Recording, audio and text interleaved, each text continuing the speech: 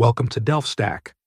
In this video, I will show you how to fix sound not working, crackling, distorted, or popping audio issues in ARC Raiders on your PC.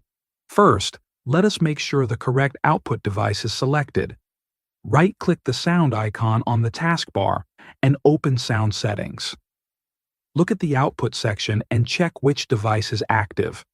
If you are using a headset, select your headset. If you are using speakers, select your speakers. Sometimes Windows switches to the wrong device, and this can cause no sound or broken audio in the game. Next, we will adjust the audio format. Again, right-click the sound icon on the taskbar and open Sound Settings. Click on your audio device. Here you will see an option called Format. Set it to 16-bit, 48,000 Hz, or 24-bit, 48,000 Hz. If that does not help, try 44,100 Hz instead.